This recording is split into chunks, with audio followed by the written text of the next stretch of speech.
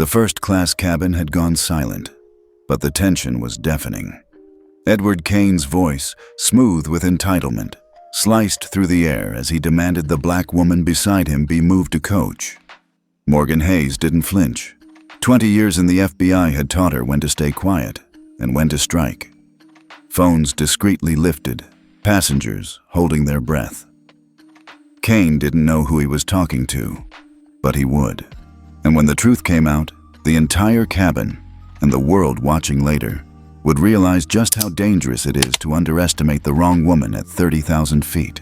Morgan Hayes had spent the better part of the last 72 hours running on caffeine, adrenaline, and sheer discipline.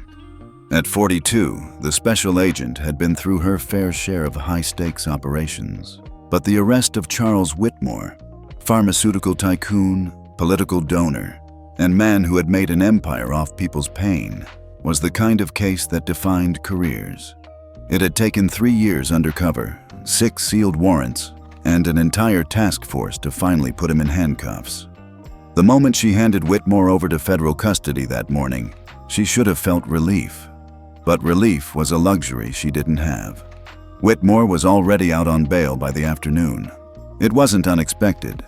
Men like him always had high-powered lawyers on speed dial. Still, the speed at which the machine moved in his favor left a sour taste in her mouth. That was why she was on Flight 227 to Atlanta, because some promises mattered more than even the Whitmore case. Her mother was turning 75. Morgan had missed her father's funeral, Thanksgiving, and more family dinners than she cared to admit. She wasn't going to miss this one.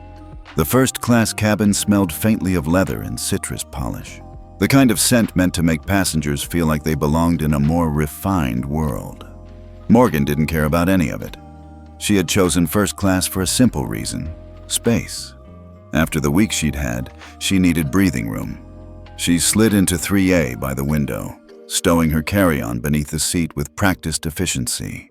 Her charcoal suit jacket was unassuming, a choice she had made intentionally. The fewer eyes on her, the better. Unfortunately, she had barely buckled her seatbelt before she felt the weight of a stare. Edward Kane.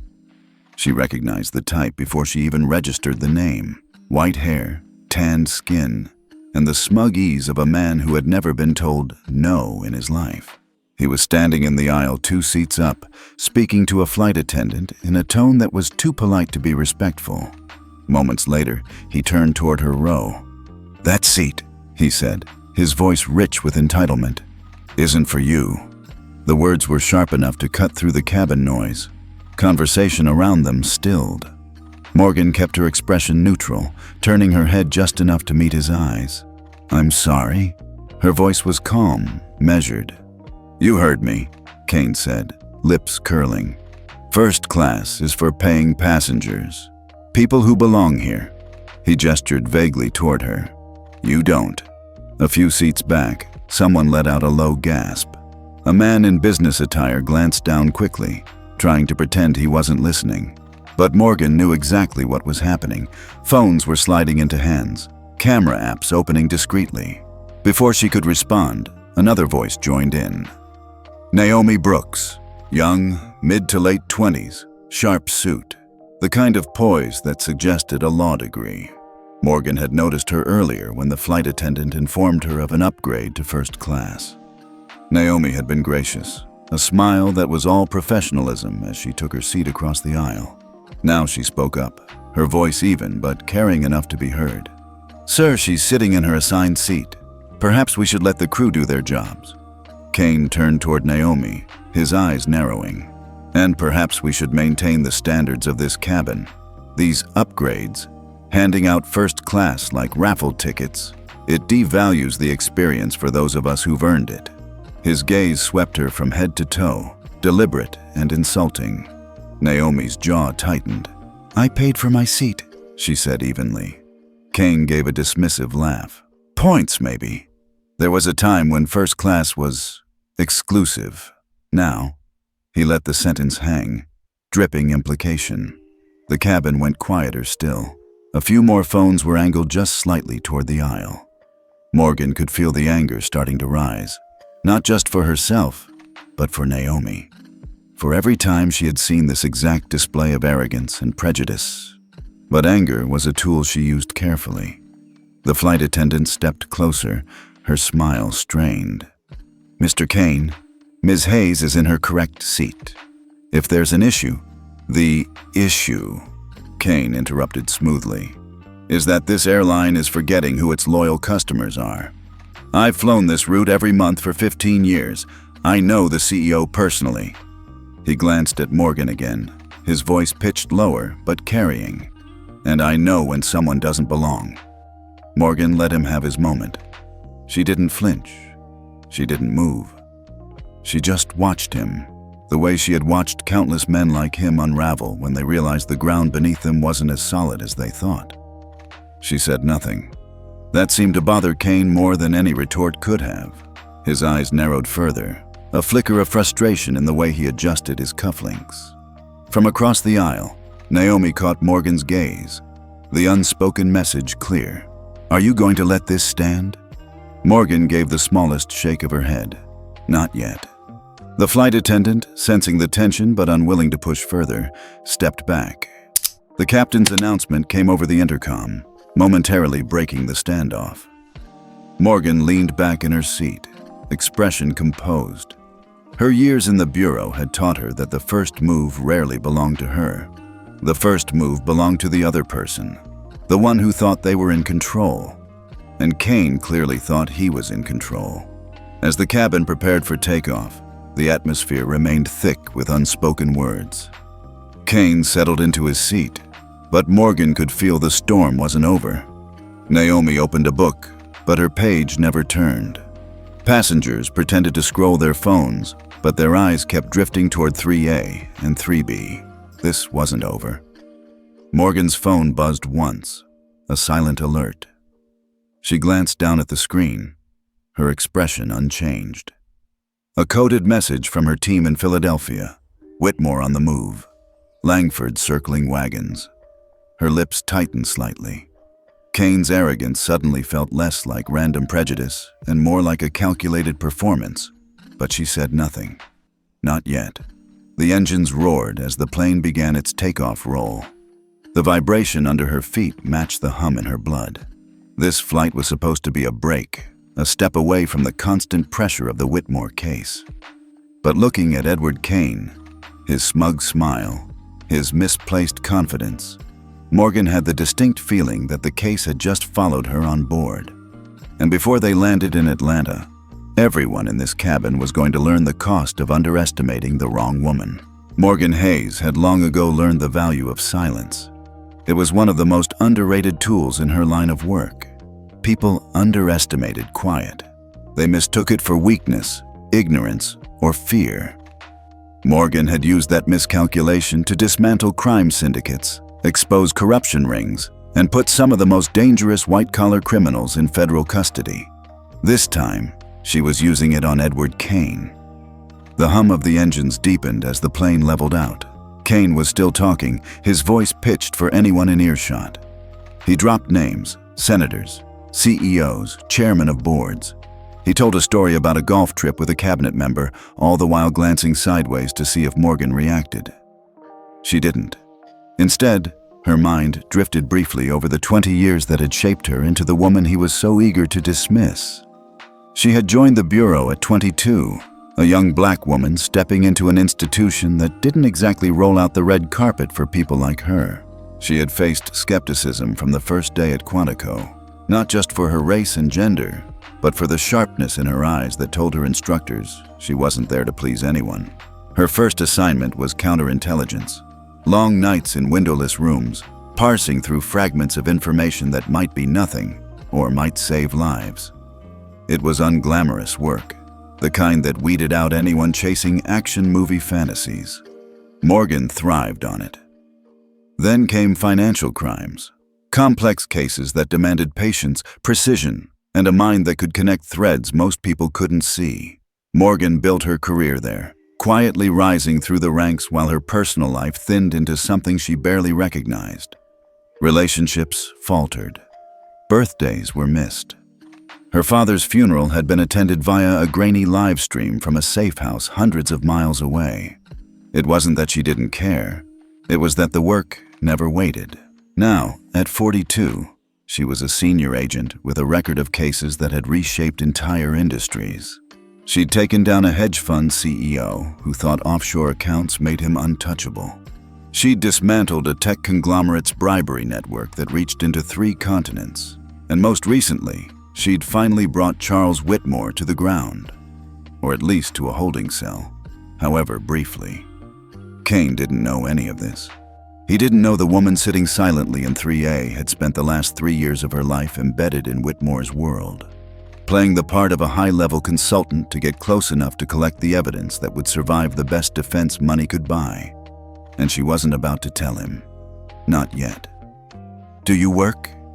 Kane's voice cut through her thoughts, oozing condescension. Morgan glanced at him, her face unreadable. "Excuse me? I mean, what do you do? You don't look like corporate, and definitely not like someone in finance." His smirk was sharp, inviting others to share in his joke. "I manage complicated situations," Morgan said evenly. It wasn't a lie. Kane chuckled as if she'd confirmed something amusing. "Well, maybe you should manage this one. Ask the attendant to reseat you. Save us both the discomfort." Across the aisle, Naomi Brooks shifted in her seat, eyes flicking between them. Morgan caught the subtle tightening of Naomi's jaw, the same silent frustration she had felt 100 times herself.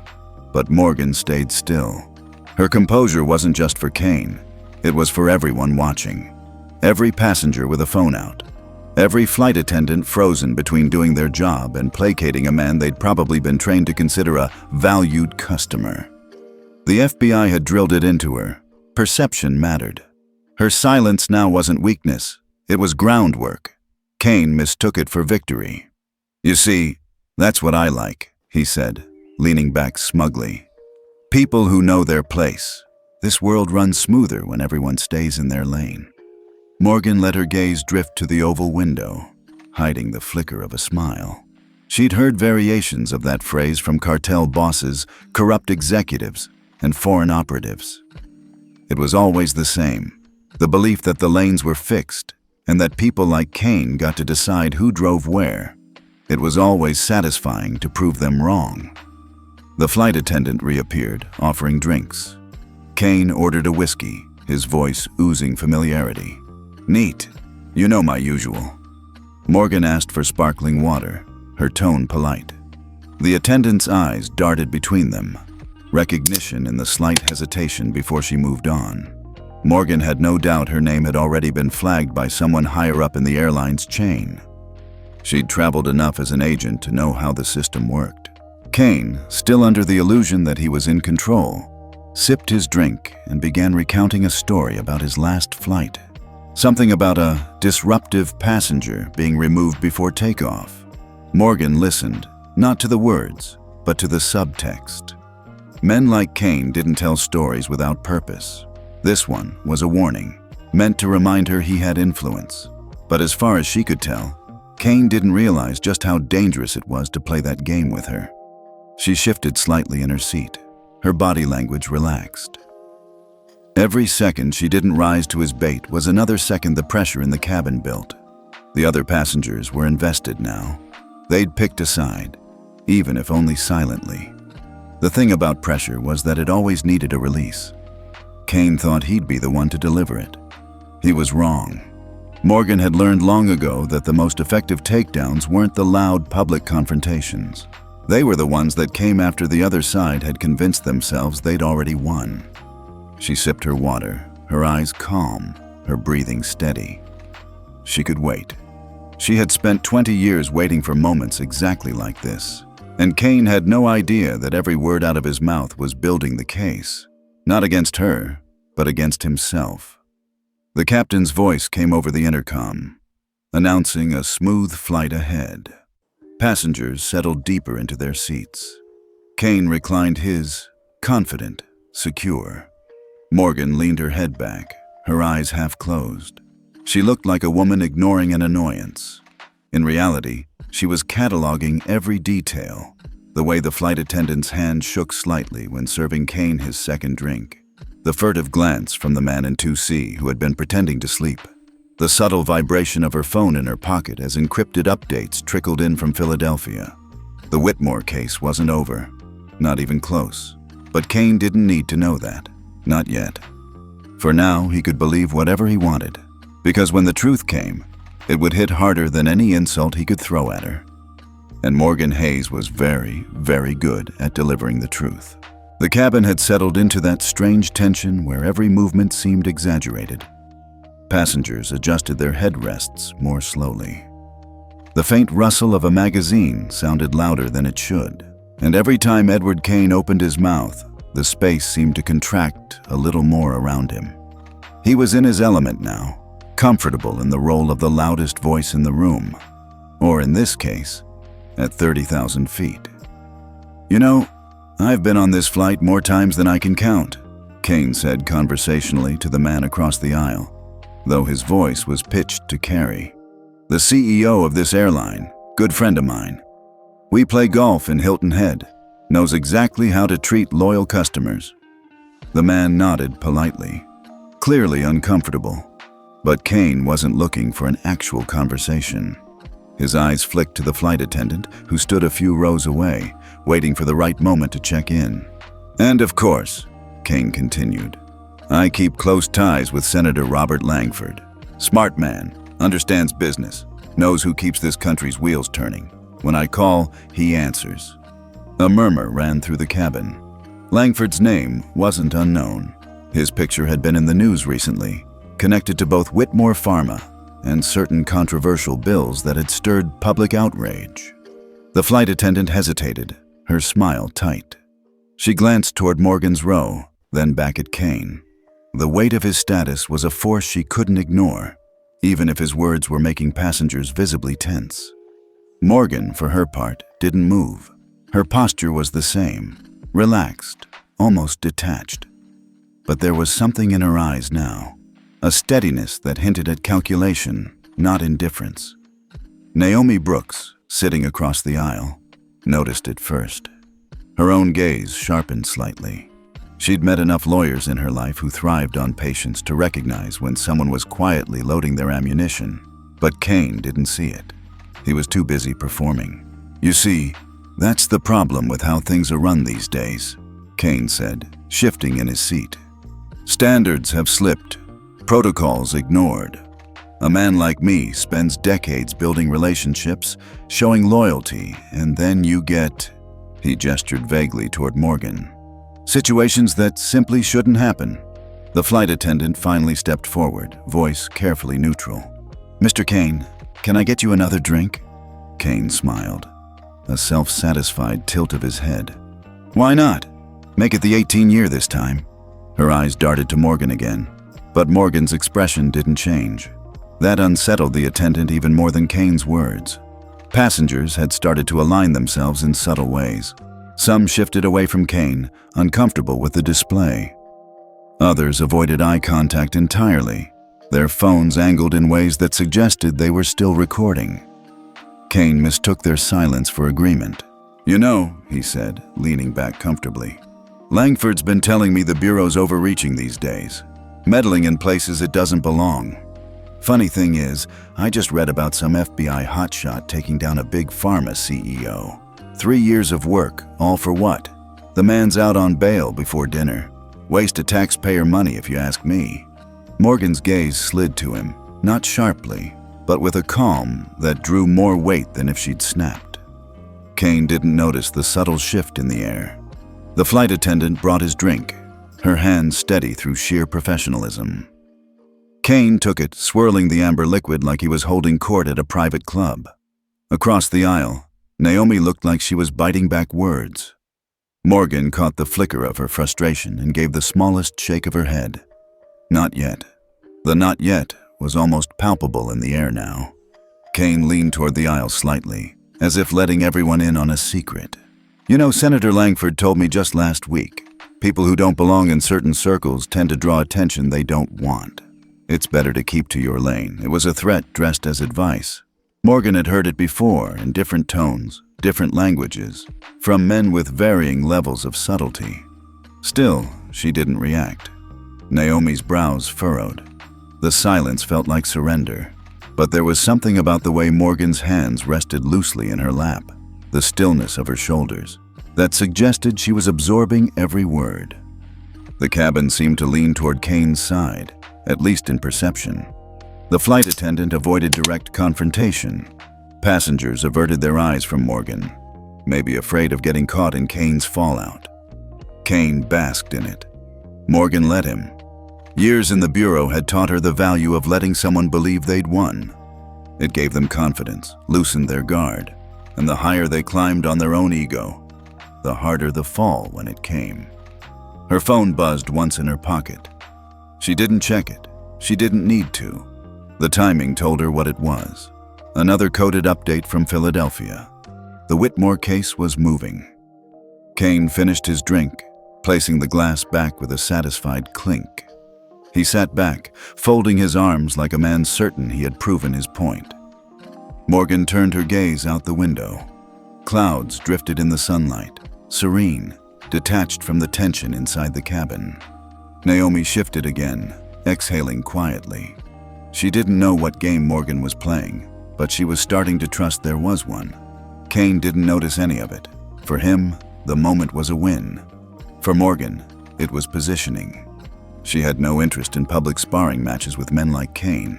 When she moved, it would be deliberate, precise, and irreversible.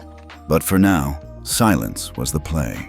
And while Kane thought he was pressing her down, everyone else was starting to realize something. Morgan Hayes was too calm for a woman losing ground. Morgan had learned to catalog conversations without looking like she was listening.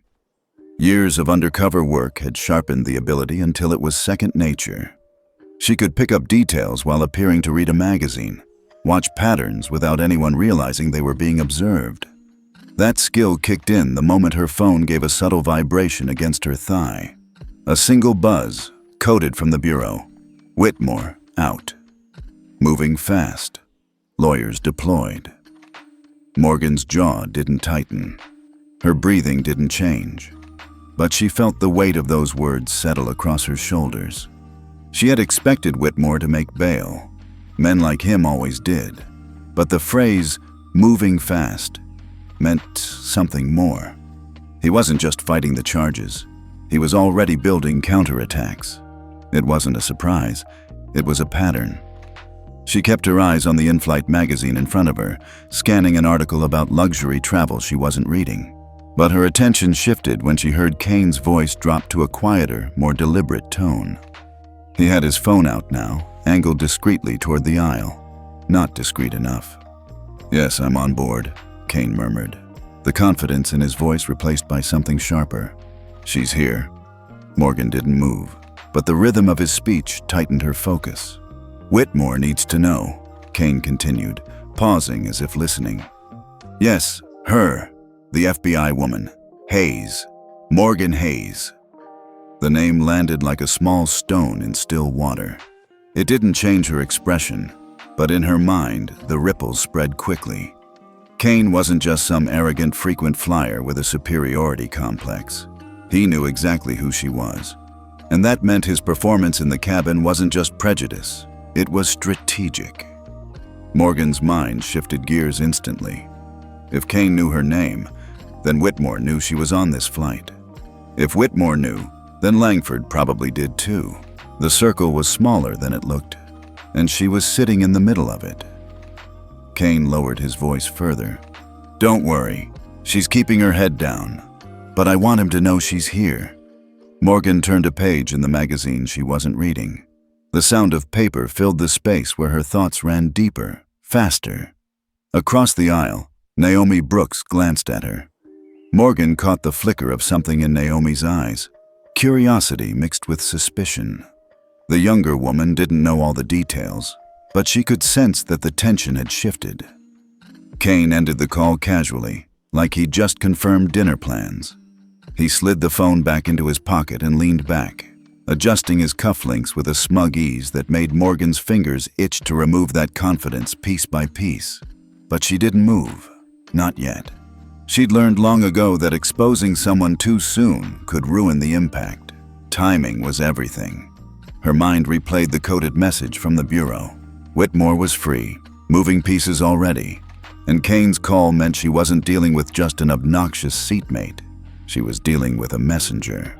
Kane reached for his drink again, swirling the amber liquid. His voice returned to that performative level, pitched for everyone around to hear. "You know, I was telling Robert just last week." His eyes scanned the cabin briefly, as if checking to make sure he had an audience. "This whole FBI operation is overblown. All politics, nothing that will hold in court. Whitmore will be back in his office before month's end.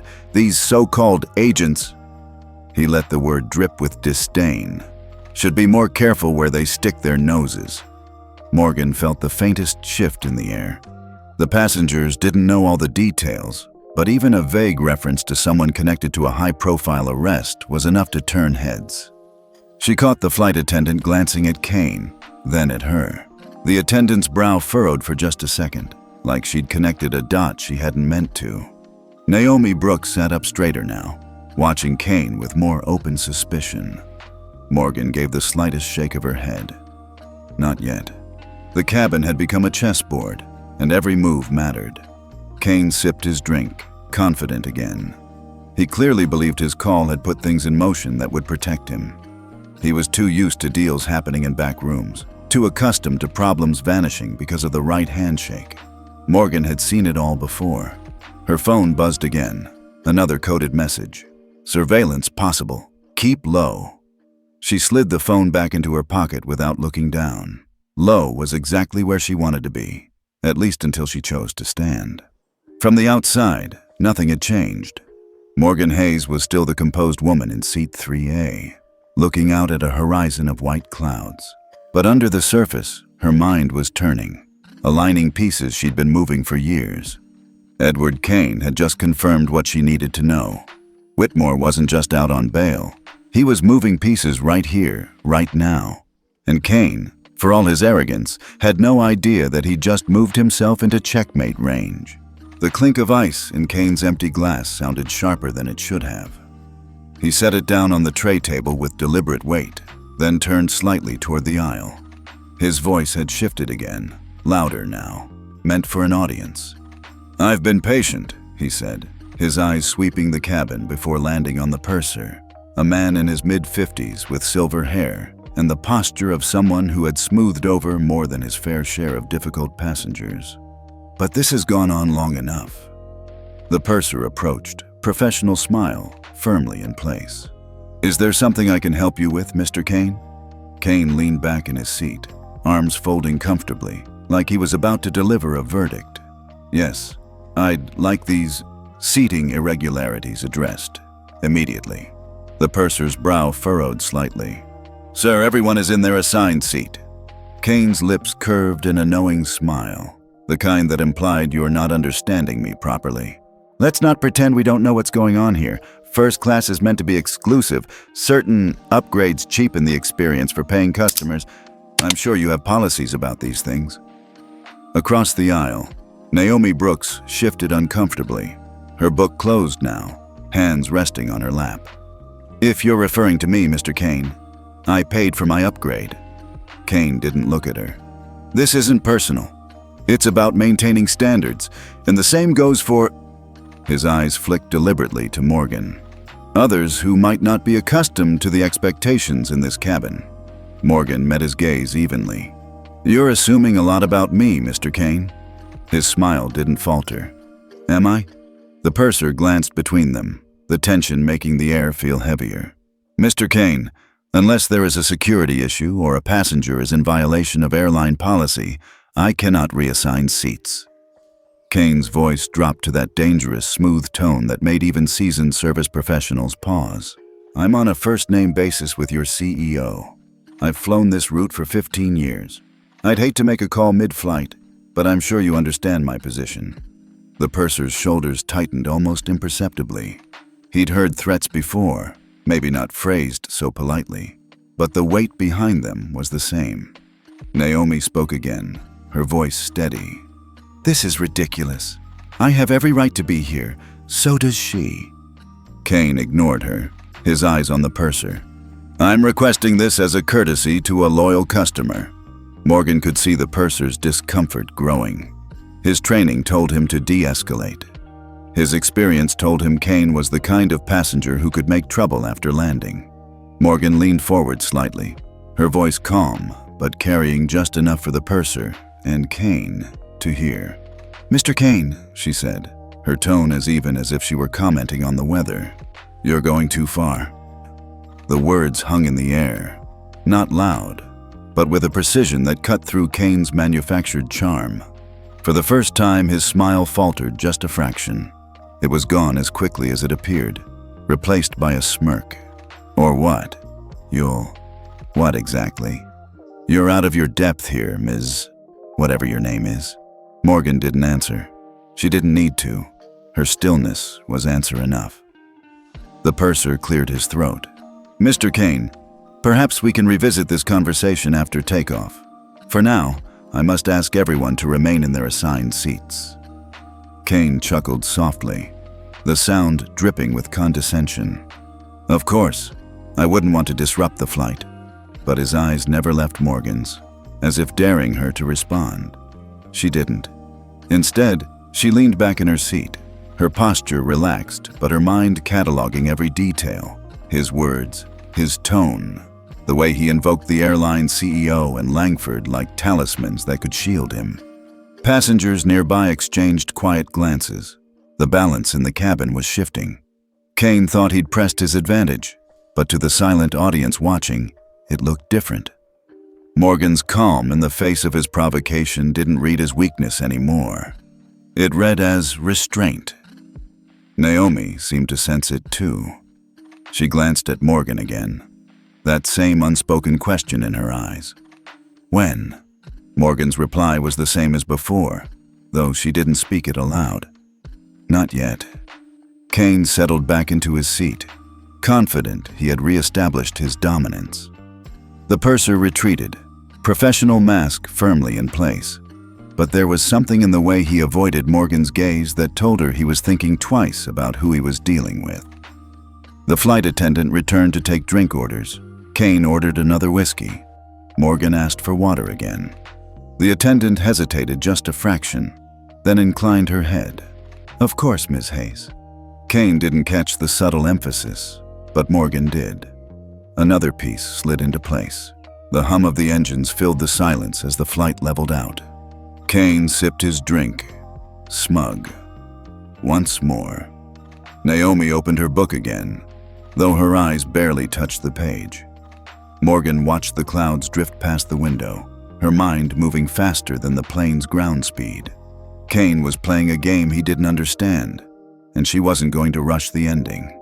When she moved, it wouldn't be with raised voices or dramatic gestures. It would be quiet, precise. The kind of move that shifted the air in a room or a cabin and left everyone realizing too late that the ground had just dropped out from under them. And judging by the purser's unease and the attendant's careful phrasing, the shift was already beginning. The purser had retreated.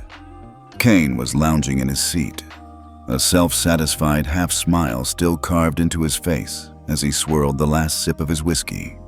To him, the matter was closed. Morgan, however, had other plans.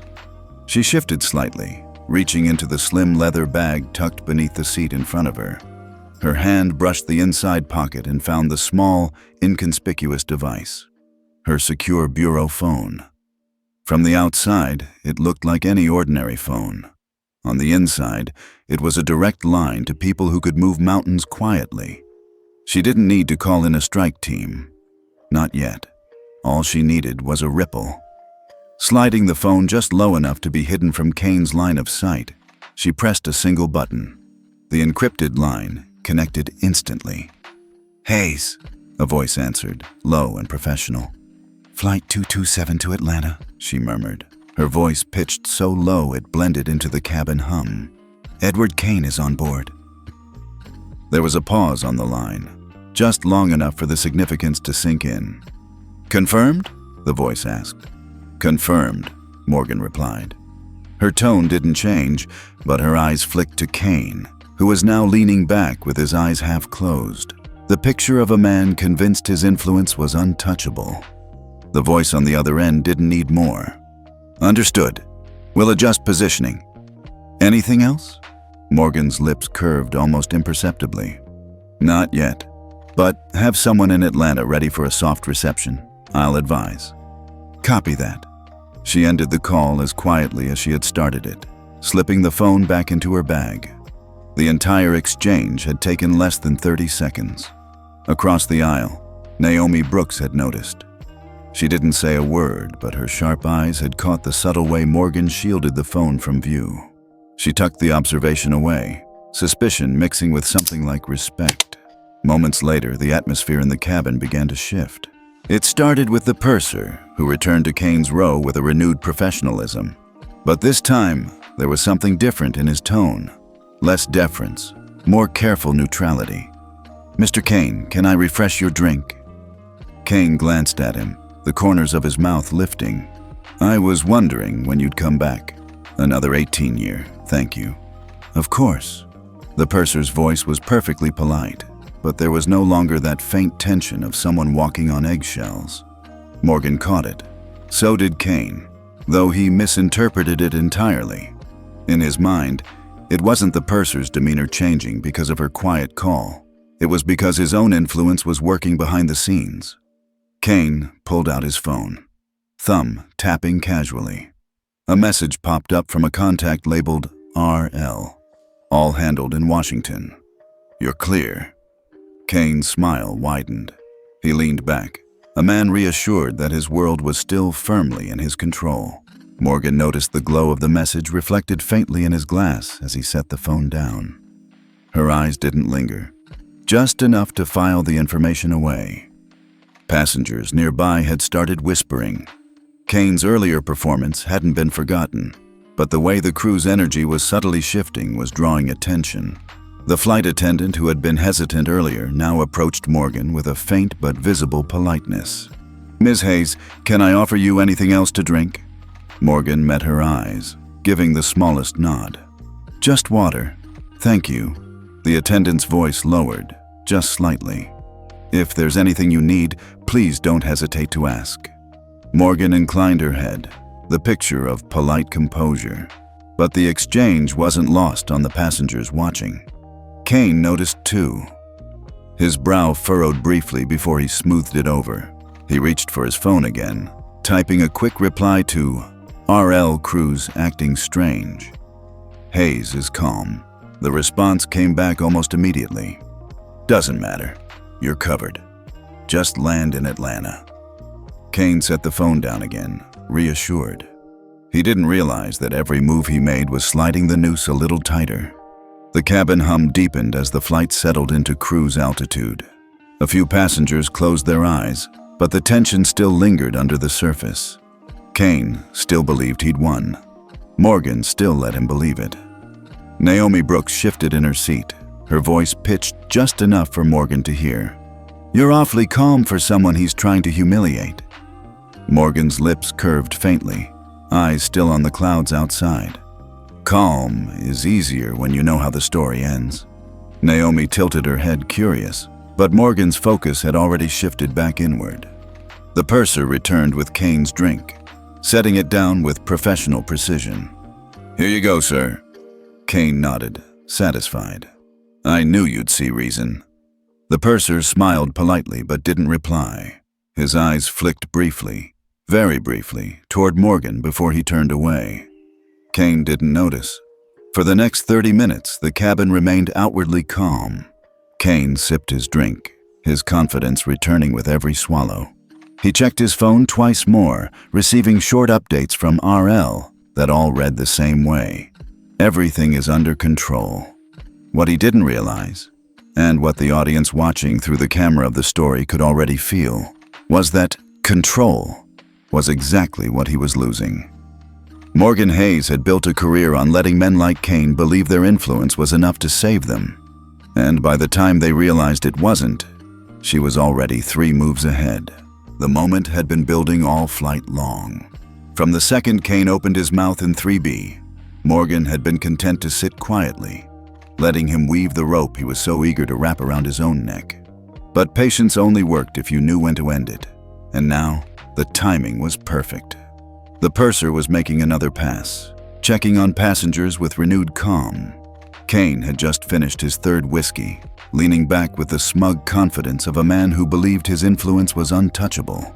His phone, face down on the tray table, still held the last reassuring message from RL. Everything is under control. He truly thought he was safe. Morgan unbuckled her seatbelt slowly, the soft click somehow louder than the low cabin hum. Kane glanced sideways, curious but not yet wary. She rose smoothly, straightening to her full height. The motion drew the attention of several passengers. Naomi Brooks, across the aisle, immediately sat up straighter, sensing that something was about to shift. Morgan stepped into the narrow aisle, her presence calm but commanding. "Mr. Kane," she said, her tone carrying just enough for those nearby to hear. "You've made your position very clear." Kane smirked. "Finally going to take my advice and switch seats?" Morgan's expression didn't change. Instead, she reached into her blazer pocket and withdrew a slim, black leather wallet. In one smooth motion, she flipped it open.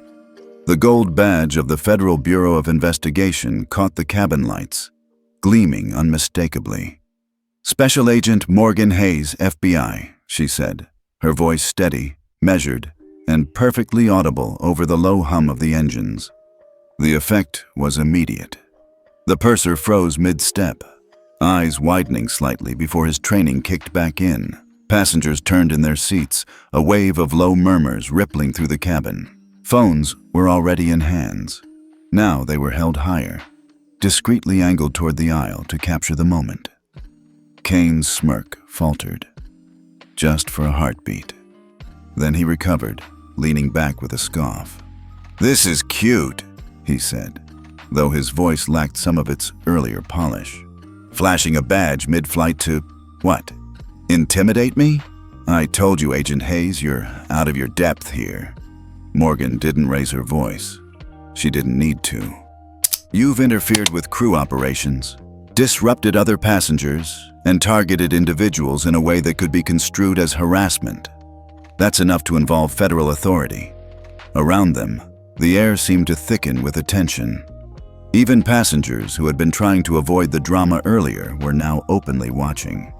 Kane gave a short laugh, glancing at his phone as if Langford's reassurances were a shield. "You don't scare me.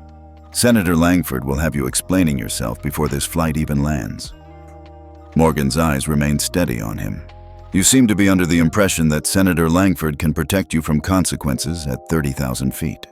The purser stepped closer now, his demeanor careful but supportive.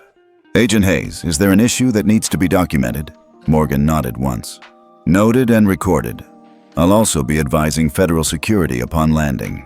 Several passengers exchanged glances, their expressions shifting from discomfort to something closer to satisfaction. Naomi Brooks allowed herself a small, approving smile. Kane leaned forward, his voice dropping low. "You think this changes anything? Langford has handled bigger problems than you." Morgan didn't respond right away. She simply closed the badge wallet and returned it to her blazer pocket, her movements calm, deliberate.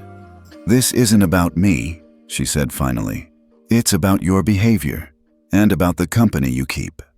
The words landed heavier than their volume suggested. A man in 4C discreetly adjusted his phone, clearly recording from a better angle. The moment, FBI agent standing calmly, passenger looking rattled, was already being documented from multiple perspectives. Morgan returned to her seat with the same measured composure she'd had when she stood. The entire exchange had taken less than 2 minutes, but the energy in the cabin had shifted sharply. Kane tried to relax back into his seat, but the ease was gone. His fingers drummed on the armrest, a restless tick that betrayed the crack in his confidence. Still, he glanced at his phone again. Another message from RL blinked on the screen. "Ignore her. All covered." Kane exhaled slowly, reassured once more. Langford's influence had always pulled him out of trouble. Why should this time be any different? Across the aisle, Naomi was still watching Morgan with open curiosity. She leaned slightly closer, her voice pitched low. "You just turned the temperature in here upside down." Morgan's gaze remained on the clouds outside. It needed to happen. The purser passed by again, this time with a subtle nod in Morgan's direction. His posture had changed, no longer caught in the awkward position of balancing a high-profile passenger's demands with the safety of the cabin. The murmurs in the cabin grew softer, but the eyes didn't leave Kane. His earlier dominance had been replaced by a new spotlight, one he clearly didn't enjoy. Morgan remained calm, hands folded loosely in her lap. Outwardly, she looked as composed as ever. Inwardly, she knew the reveal had landed exactly as she'd intended, enough to establish her authority, not enough to show her full hand, because Kane still believed Langford would protect him. And that was exactly the illusion Morgan needed him to hold, just a little longer. The rest of the flight moved forward in a strange, weighted silence. Kane was quieter now, but not because he'd surrendered. His confidence had shifted inward, hidden behind the reassuring words from Senator Langford still glowing in his phone. Morgan could feel it. He was already telling himself the same story men like him always did. This was an inconvenience, not a downfall. But Morgan Hayes had made a career out of turning inconveniences into indictments. The captain's voice came over the intercom, announcing their descent into Atlanta. The gentle drop in altitude made the cabin feel smaller, more intimate. Morgan noted the shift in the purser's tone as he prepared the cabin, polite, efficient, but with a subtle layer of formality aimed squarely at Kane. The wheels touched down with a smooth thud. Applause broke out briefly from a few passengers, but the sound was quickly swallowed by the mechanical whir of reversed thrusters. Morgan gathered her bag calmly, every movement deliberate. Her eyes flicked toward Kane briefly. He was straightening his jacket, the picture of a man preparing to walk off the plane into the world he believed still belonged to him. The plane taxied toward the gate. Kane glanced at his phone again. Another message from RL blinked across the screen. "All set. Walk off like nothing happened." He smirked to himself. The seatbelt sign chimed off, and passengers began the slow shuffle into the aisle. Kane stayed seated, as if he knew there was no rush for men like him. Morgan remained seated too, her expression unreadable. The purser's voice came over the PA, calm but firm. "We ask that all passengers in rows 1 through 4 remain seated momentarily as security personnel board." Kane's head snapped slightly toward the purser, confusion flashing briefly before he masked it. "Security personnel?" The purser's professional smile never wavered. "Just a routine procedure, Mr. Kane. I'm sure you understand." The cabin door opened, and the first man through was dressed in a dark suit, the kind that didn't wrinkle. His presence was quiet but commanding. An air marshal, his badge flashed briefly before he stepped fully into the cabin. 2 more followed, both FBI agents in plain clothes, their eyes scanning the space. Passengers instinctively leaned back in their seats, the aisle widening like a parting sea. Phones tilted discreetly to capture the moment. "Mr. Edward Kane?" the lead agent said, his voice low but carrying. Kane's smile returned, but it was brittle now. "That's me. What's this about?" The agent's expression didn't change. "We need you to come with us, sir." There was no "if it's convenient" in his tone, no room for negotiation. Kane stood slowly, adjusting his cuffs like he was heading into a business meeting. "Gentlemen, I think there's been a misunderstanding. Senator Langford—" "I'm aware of your connections, sir," the agent said smoothly. "This way, please." The 2 other agents stepped slightly closer, a polite but unyielding escort. Kane looked toward Morgan, his eyes sharp now. "Enjoying this, Agent Hayes?" Morgan didn't rise. She met his gaze evenly. "Actions have consequences, Mr. Kane." Kane's smirk returned, but there was an edge to it now. As he stepped into the aisle, flanked by the 2 agents, he leaned closer just enough for her to hear. "Whitmore will bury your career," he murmured, voice like a knife in the dark. "Langford will make sure of it." Morgan's expression didn't flicker. "You're welcome to believe that." The lead agent gestured toward the exit. Kane walked with the same confident stride he'd had boarding the flight, but the subtle tension in his shoulders betrayed him. As they reached the cabin door, a wave of flashes lit up the jet bridge. The media had been tipped off, likely not by accident. Kane stepped out into a gauntlet of cameras, microphones, and shouted questions.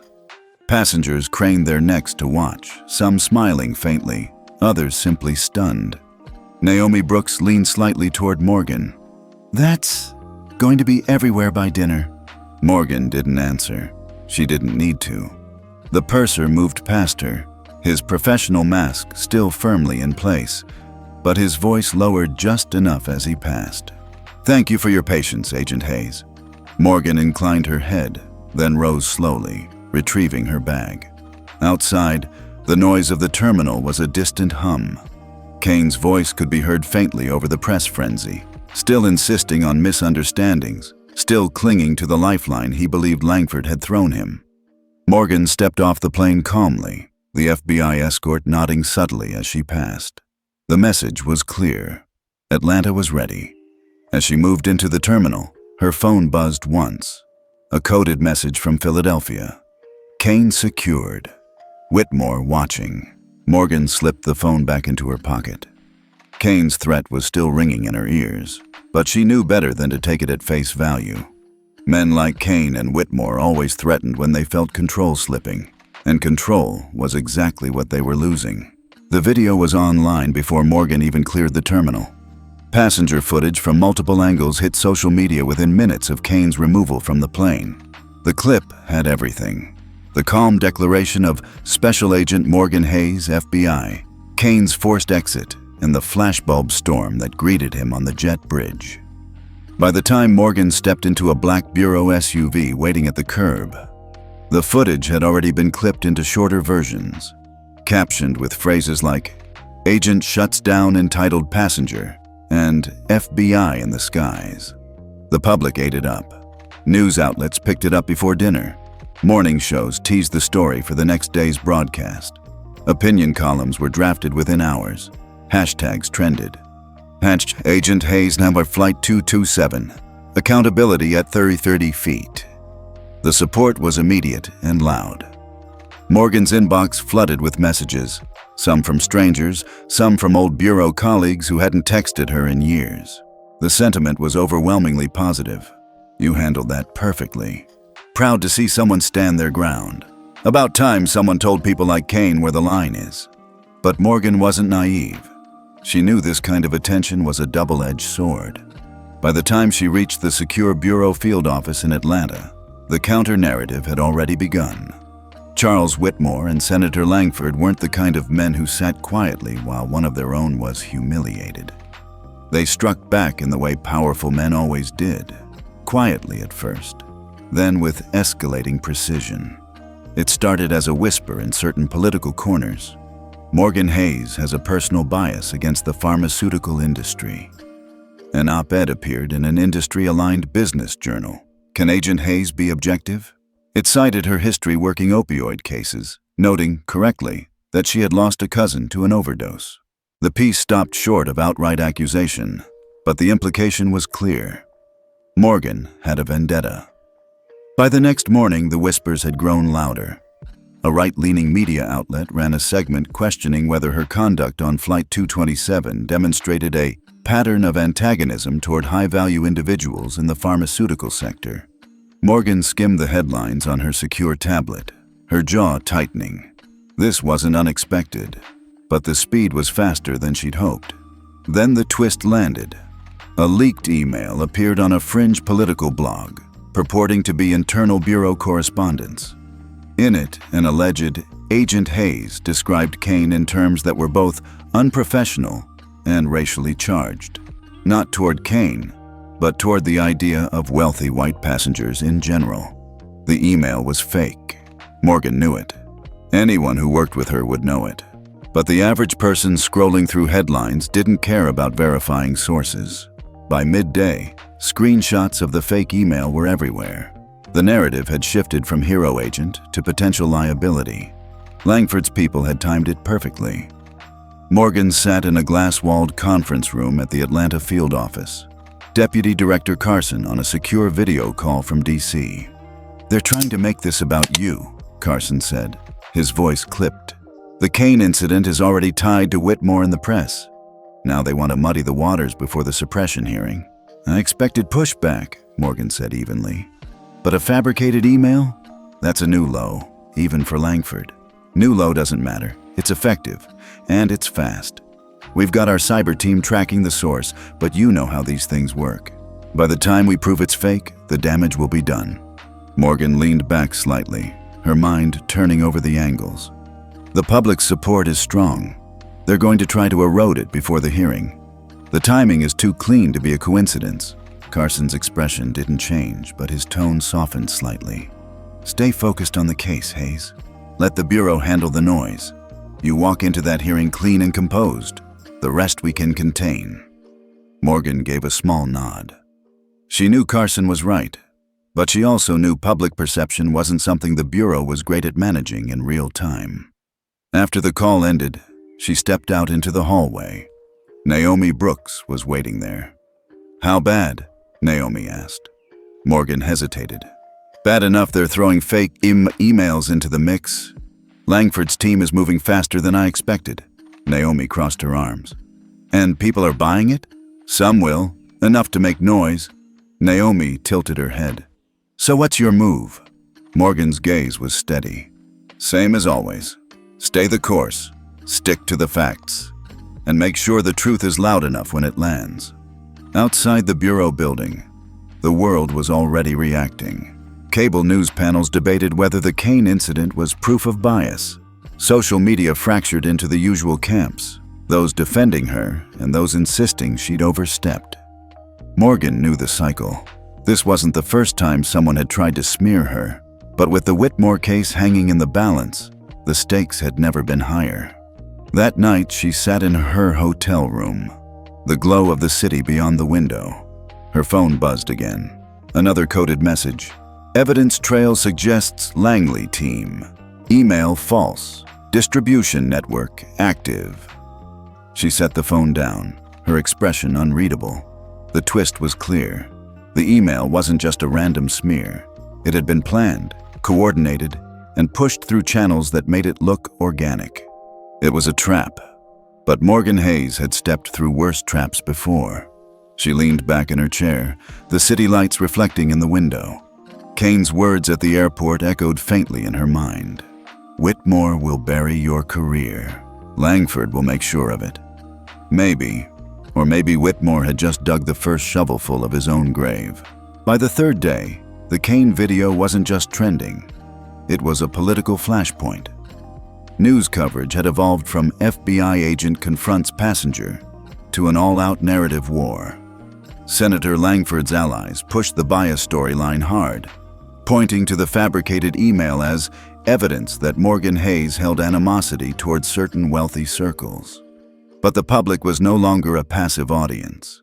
The Department of Justice issued a short statement acknowledging the incident and confirming an internal review, standard procedure in high-profile cases.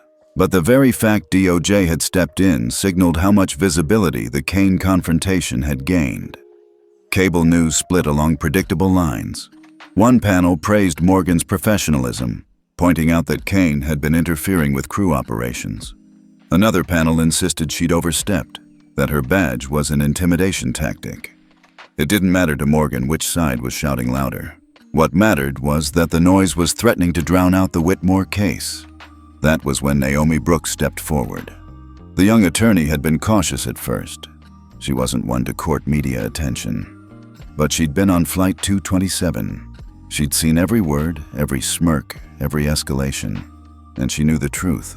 Her statement came not through a press conference, but through a carefully worded op-ed published in a respected legal journal.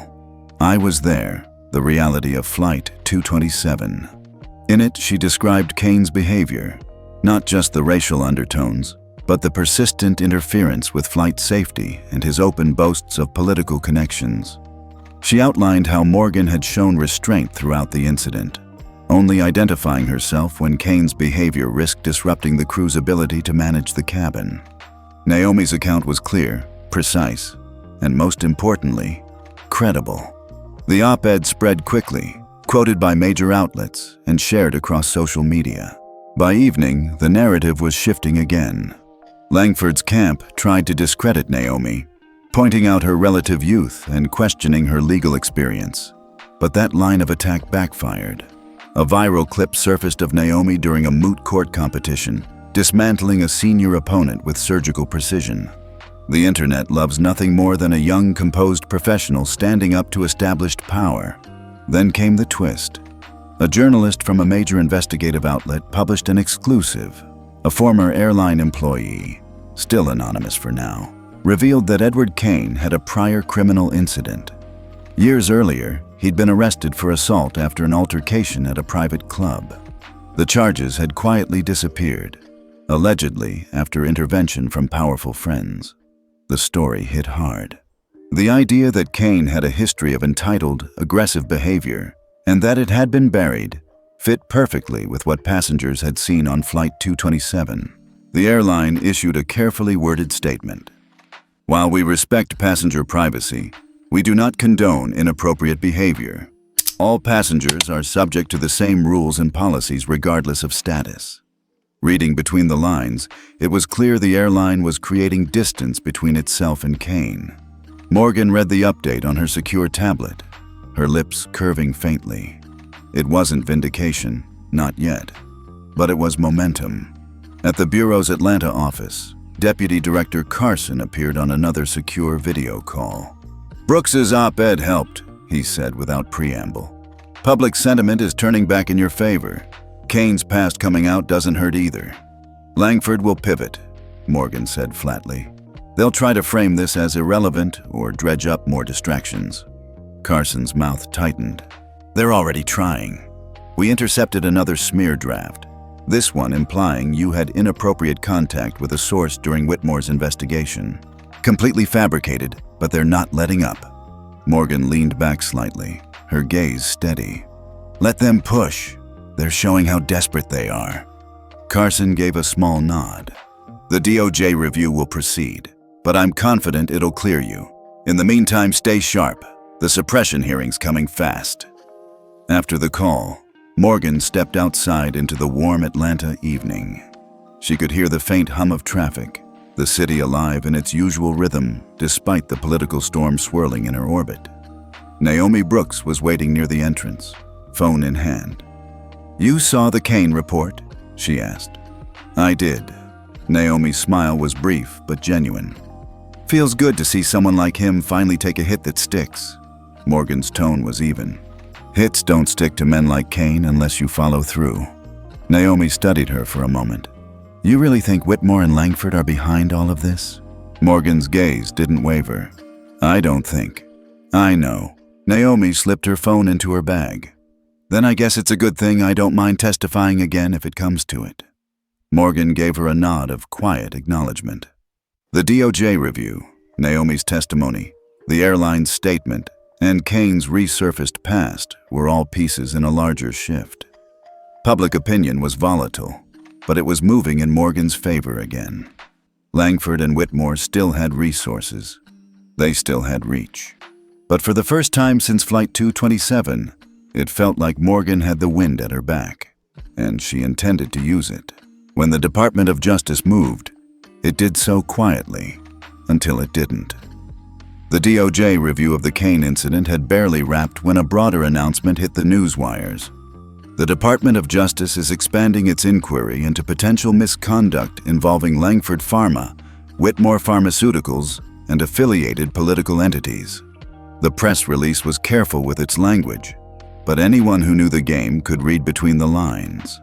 This wasn't just a PR statement. This was a warning shot. Within hours, subpoenas began landing at corporate headquarters, Senate offices, and law firms tied to both Whitmore and Langford. For Morgan Hayes, it was confirmation of what she had suspected since Flight 227, that the Kane incident was never just about a single arrogant passenger. It was a pressure point in a much larger structure, and now the cracks were widening. In D.C., Senator Robert Langford's smile was still in place when he stepped before cameras, but the confidence in his voice was thinner now. "I welcome the DOJ's review," he said smoothly. "Transparency is vital, and I have nothing to hide." Behind closed doors, it was a different story. Within a week, a leak emerged. Internal party leadership had quietly suggested that Langford temporarily step aside to avoid dragging colleagues into the scandal. It wasn't a request. Langford announced his resignation from the Judiciary Committee the next day, citing a need to focus on personal matters. For Morgan, it was a satisfying moment, but she knew better than to celebrate too early. Langford stepping aside didn't mean he was out of the game. It just meant he'd moved into the shadows. Whitmore's fall came next. The CEO of Whitmore Pharmaceuticals had been the public face of his empire for decades, his image polished and untouchable. But when the DOJ's expanded investigation uncovered irregularities in board communications, the pressure became undeniable. The company's board of directors announced that Charles Whitmore would be taking a leave of absence pending the resolution of ongoing legal matters.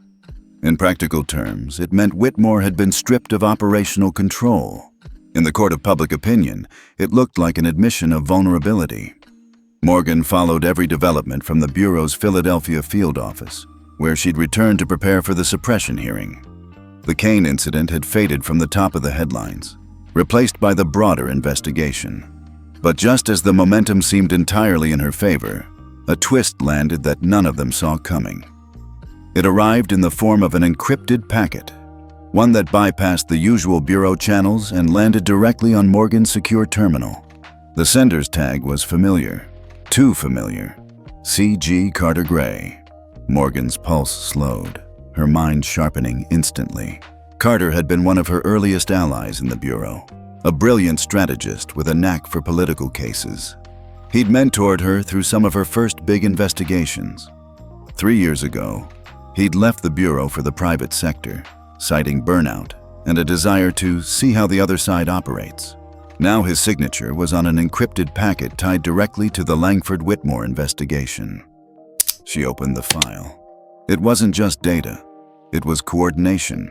Communications between Langford's Senate office and Whitmore Pharma, yes, but also a third thread. A consulting group quietly pulling strings between both sides, guiding strategy, timing public responses, shaping narratives. At the center of the consulting group's operational chart was a familiar name, Carter Gray.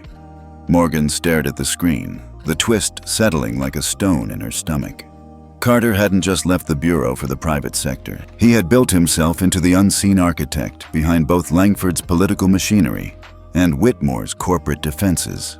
And more than that, he had been orchestrating both sides of the fight, moving pieces to maintain influence no matter who took the hit. It explained the precision of the smear campaigns, the timing of leaks, the way public opinion shifted just when it needed to. It wasn't just coincidence or damage control. It was manipulation by someone who knew exactly how the Bureau would respond.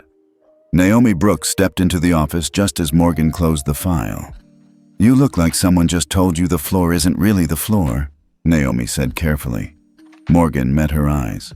"Carter Gray?" Naomi frowned. "The mentor? The guy you always said could outthink a chessboard?" "He's not just connected to this. He's running it," Morgan said flatly. Naomi blinked. "Both sides?" Morgan nodded once. "Langford, Whitmore, the smears. It's all part of the same machine. He's playing both ends to stay in control no matter who falls." Naomi exhaled slowly. "So what's the play?" Morgan leaned back in her chair, her mind already turning. "We don't take him head on. Not yet. We let him think he's still invisible, and then we pull the floor out from under him." Outside, the media was still buzzing about Langford's resignation and Whitmore's suspension. The public thought the tide had turned, but Morgan Hayes knew better. There was a deeper game being played. And now she knew exactly who was sitting across the board. Atlanta felt different this time. The first trip home had been a tightrope, squeezing her mother's 75th birthday between the arrest of Charles Whitmore and the political turbulence that followed. She'd left early, pulled back to Philadelphia by the suppression hearing, the Kane incident still fresh in public memory. This time, there was no rush. Morgan stepped out of the black Bureau SUV in front of her mother's house. The August air was warm, thick with the scent of Audrey Hayes' legendary pound cake cooling in the kitchen. On the porch, her brother James leaned against the railing, grinning. "Look who decided to come back without a media circus this time," he teased. Morgan smirked faintly. "Don't jinx it." Inside, the house was alive with voices. Marlene, Michael, their spouses, nieces, nephew, cousins. It felt like the house had been holding its breath, and now it could exhale. Audrey was in the kitchen, arranging dishes on the counter. When she saw Morgan, she set the plate down and opened her arms. "You made it," she said, her voice warm but steady. Morgan stepped into her mother's embrace, feeling that familiar grounding that nothing in her professional life could replace. "I wasn't going to miss it this time." The birthday celebration was, in true Hayes family style, more of a feast than a party. Long tables covered in collard greens, mac and cheese, cornbread, and sweet tea. Music playing low in the background, the conversation overlapping in bursts of laughter and memory. This time, Morgan stayed present. No coded calls during dinner. No discreet glances at her secure phone. She listened to her nieces talk about school, laughed at James's exaggerated retelling of old family stories, and even let her mother fuss about her being too thin for a woman who catches criminals for a living.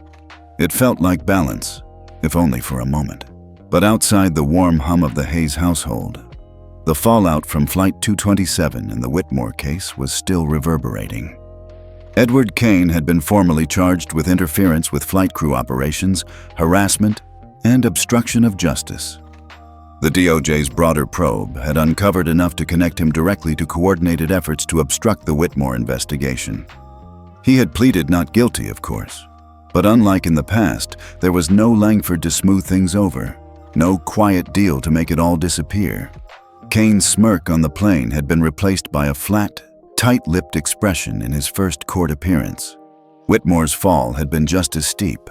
Stripped of operational control of his company, his personal fortune was now under pressure from multiple civil suits tied to the company's role in the opioid crisis.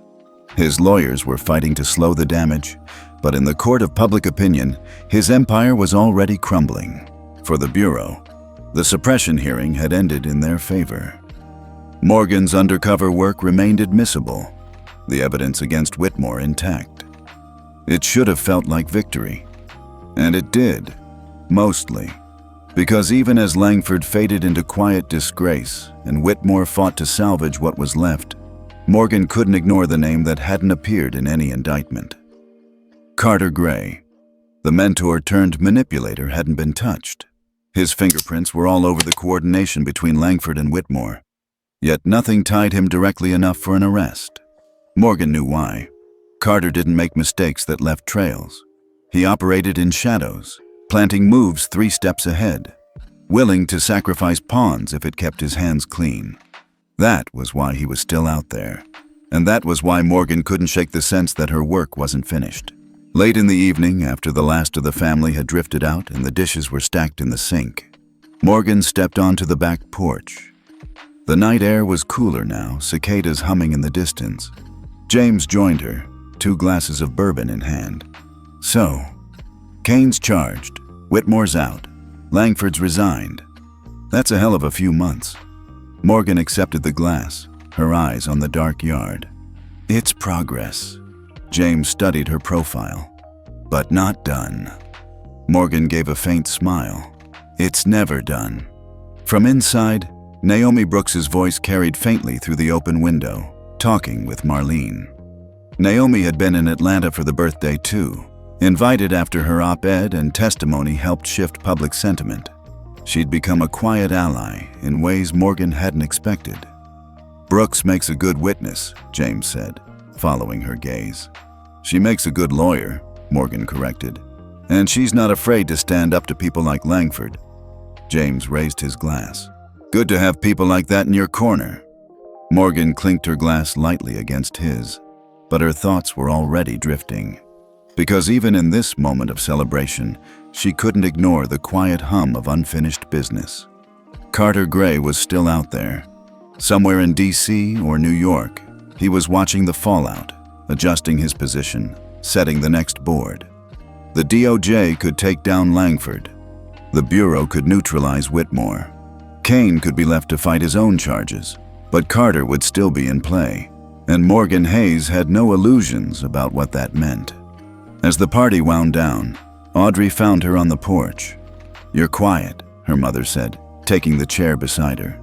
"Just thinking," Morgan replied. Audrey gave her a knowing look. "You've been thinking your whole life. Sometimes you need to let the thinking rest." Morgan smiled faintly. "I'll try." Her mother reached over, squeezing her hand. "You've done good, Morgan. Don't let anyone tell you different. Not Langford, not Whitmore, not whoever else is waiting in the shadows." Morgan met her mother's eyes. "Even if there's someone I used to trust?" Audrey's expression didn't change, especially then. They sat in silence for a while, the quiet of the Atlanta night settling around them. Inside, the remnants of the birthday celebration were still warm on the table. The family was safe for now. Kane was facing charges. Whitmore's empire was crumbling. Langford was out. It was a win. But in the space between the victory and the next battle, Morgan could feel the shadow of Carter Gray moving just out of reach. And she knew this wasn't over.